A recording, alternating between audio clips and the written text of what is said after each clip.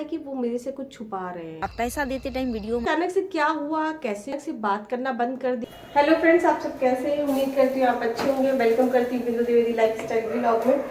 और हो गई है मॉर्निंग, और मॉर्निंग में आ गई हूँ मैं किचन में बना रही हूँ नाश्ता। और नाश्ते में बन रहे हैं यहाँ पर आलू के पराठे। अब इसका साथ ही साथ खाती जा रही हूँ, और यहाँ पर गरम गरम पराठे सिकते चले जा रहे हैं। और मैं भी अभी चाय के साथ खा लूँगी, और उसके बाद फिर बाकी मैं काम करूँगी। और तो बस अविष्का आ गई एक और पराठे के लिए। आ जा। और अविष्का को आलू के पराठे आपको पता है बहुत पसंद है। लो मिर्ची निकाल लेना, ठीक है? तो बस आप लोग भी महक लेते रहिए वीडियो से। तो क्योंकि महक आ रही है तो महक ले लीजिएगा।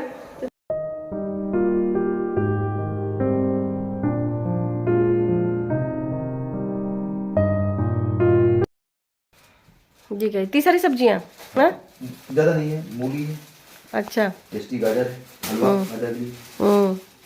गाजर अगेन, पर छिलना आपको ही पड़ेगा यार, मैं बना तो दूंगी। हाँ कितनी गाजर है? 2 केजी 2 किलो फिर से। अरे बाबा रे, कितनी सारी सब्जी लेकर आ गए आप। ताजी ताजी कितने दिन तक खाएंगे हम लोग? बाप रे, सब्जी पूरा भंडारी लेके आ गए। हाँ। नहीं चलो कोई नहीं, सब्जी मंडी खोली है। क्या बनाऊं मैं पहले? चलो यही बना देती हूँ, पत्ते, ठीक है? इसे कट। चलिए भाई, मैं बनाती हूँ, पहले पत्ते निकाल लेती हूँ ना, काफी हरे हरे पत्ते। और हमारे जो यूपी में, मतलब लखनऊ में भाई पत्ते बहुत खाए जाते हैं। तो हम तो हैं यूपी के, क्योंकि मैं यूपी की बेटी हूँ। दिल्ली की बहू तो मैं बाद में बनी। तो ये जो है इतने सारे पत्ते काटूंगी, और इसकी सब्जी अच्छी बनती है क्योंकि जो हरे हरे पत्ते, छोटे छोटे पत्ते होते हैं ना सॉफ्ट वाले, वही काट के मैं बनाऊंगी इसको। क्या हो रहा है? नींद आ रही है? हैं? नींद आ रही है? झांसी की रानी तुम्हें बहुत परेशान कर रही है ना? और अविष्का जो है झांसी की रानी, मरी लड़ी मर्दानी थी, झांसी वाली रानी थी। पढ़ो तो वो वर्ब को ही कह रहे हैं, तो देखा जाए तो पता है। हाँ, वर्ब और ये दोनों बराबर है। अब बात है वर्ब के कितने रूप होते हैं, यानी कितने काइंड्स। और फ्रेंड्स, यहाँ पर किचन में आप सोच रहे कोट पहन के तो जाइए, ठंड बहुत है। और मैं यहाँ पर बना रही हूँ आलू के फरे। आलू के फरे रेसिपी मैंने काफी वीडियो में डाल रखी है, आप देख सकते हैं। तो यहाँ पर आलू कर दिया तैयार, और इसमें पड़ता है भुना मसाला, तो मैं यहाँ पर भून रही हूँ। तो वही जीरा, सौंफ, धनिया, मेथी, अजवाइन, ये सब भून करके पीसूंगी। और पीसने के बाद फिर बनाऊंगी छोटे छोटे समोसे, इसकी स्टफिंग भर के उसमें, और बनाने के बाद फिर इसकी बनाऊंगी ग्रेवी। तो आप लोग देखिएगा, बहुत अच्छा टेस्टी बनता है। ठीक,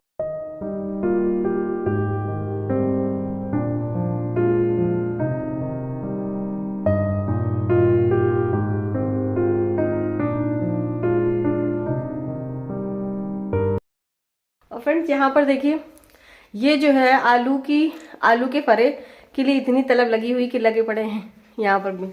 और मैं यहाँ पर बेल रही हूँ, और इसकी जो है समोसी तैयार होगी, क्योंकि समोसी बनने में लगता है टाइम। तो कहते हैं ना कि लालच बुरी बला है, कभी आज तक बैठते नहीं है। इन्हीं में होली की गुजिया बनाने के लिए बैठते हैं, पर ये आलू के फरे बनाने के लिए ना बिल्कुल बहुत अच्छे लगते हैं। हाँ, इनको बहुत अच्छे लगते हैं। बहुत टाइम टेकिंग है, तुमने चलो थोड़ा देर कर देते हैं, क्योंकि बिना हेल्प के नहीं पॉसिबल है। आपको पता है बहुत सारा प्रोसीजर होता है। सब्जी वहां देखिए इसका स्टफिंग यानी भरवा बना के आई हूँ, फिर यहाँ पर समोसी बनाऊंगी, फिर जाके इसकी ग्रेवी तैयार करूंगी, फिर उसमें डालूंगी। तो बड़ा टाइम देखेंगे।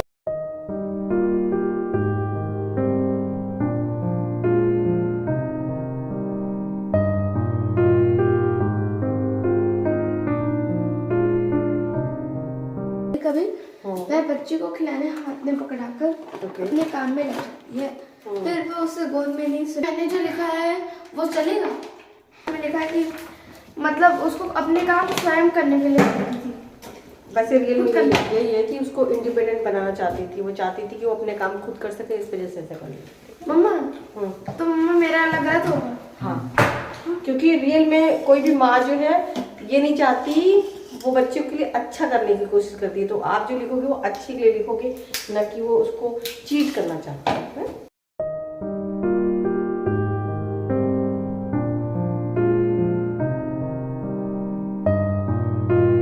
और फ्रेंड्स बना लेती हूँ थोड़ा सा मूली का साग, क्योंकि मैं जो है आलू थोड़ा सा खाऊंगी तो आलू, पर जो है थोड़ा सा साग जो है ना, ये हरी सब्जी जो हो जाती है तो थोड़ा अच्छा लगता है। तो हरी सब्जी है तो इसलिए मैं यहाँ पर थोड़ा सा मूली का साग बना लेती हूँ, क्योंकि फरे के साथ, आलू के फरे के साथ ना थोड़ा सा मूली का साग खाऊंगी तो ठीक लगेगा, वरना आलू बहुत ज्यादा नुकसान करती है।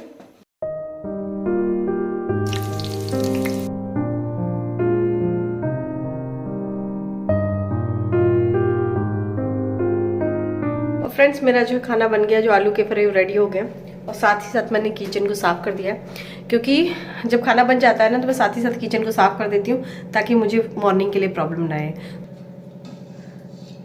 लो चलो खा।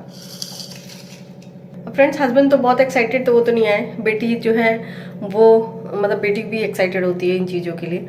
और मैं शाम को कोशिश करती हूँ वैसे आलू वाली चीज़ें नहीं बनाने के लिए, पर हस्बैंड को बहुत बहुत ज़्यादा पसंद है। क्योंकि आपको बता दूँ, ये सच्चाई ये है इसकी कि इनकी माँ बनाती थी और नाव में बनता था, और इनको इतना ज़्यादा पसंद है अपनी माँ के हाथ का कि मैं वो जब वो कहते हैं ना तो मैं उनको मना ही नहीं कर पाती हूँ, और भले वो रात में कहते हैं। अब जबकि मैं चाहती हूँ कि दिन में ये चीज़ें कहें तो दिन में मुझे नुकसान नहीं करेगा, पर मुझे लगा कि शायद हो सकता हो कभी कभी अपनी माँ को याद करती हूँ, या फिर उनको लगता हो कि ये चीज़ें मैं अपने बचपन में खाया करता था तो उनके अपने बचपन की यादें आती हूँ।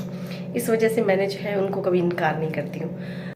और ये अपने पापा की लाडली है ना, तो इनको भी फरे बहुत पसंद है। सारा काम करने के बाद पता नहीं क्यों आज मुझे थोड़ी सी बात अजीब सी लग रही है, मतलब मेरे हस्बैंड का, जो कभी कभी ऐसा लगता है कि वो मेरे से कुछ छुपा रहे हैं। वो क्या छुपा रहे हैं मुझे नहीं पता, पर मुझे ऐसा क्यों लगता है कि शायद कोई ऐसी बात है।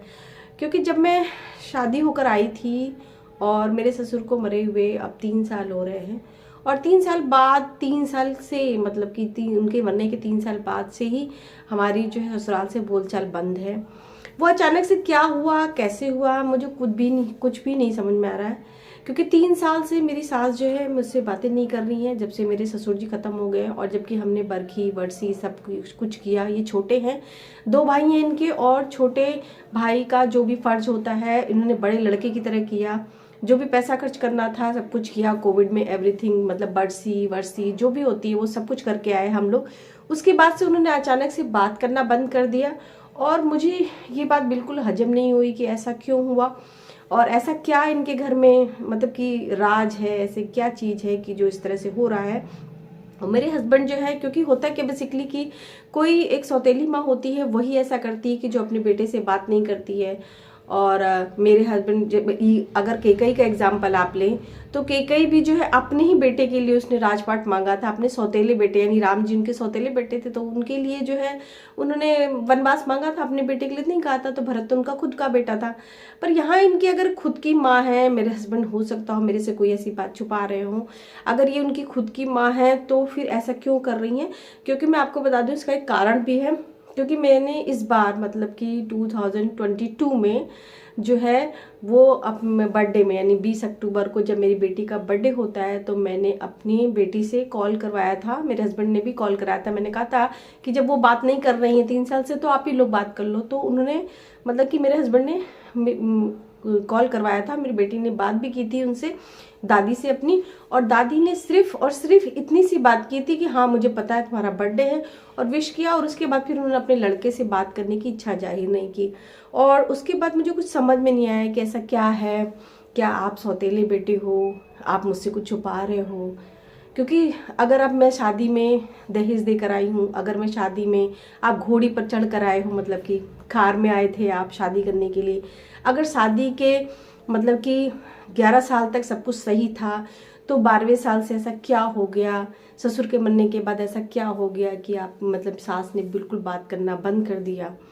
तो ये बिल्कुल एक रहस्य सा बना है, मतलब कि मेरी ससुराल। क्योंकि मैं बताऊं सावित्री जी, जैसे आप अपने घर में आकर के पछता रही हैं, कभी कभी आप पछताती हैं कि आपके ऊपर छत नहीं है और आप जमीन खरीदना चाहती हैं। दोस्तों हमारी तलाश खत्म ही नहीं हो रही है।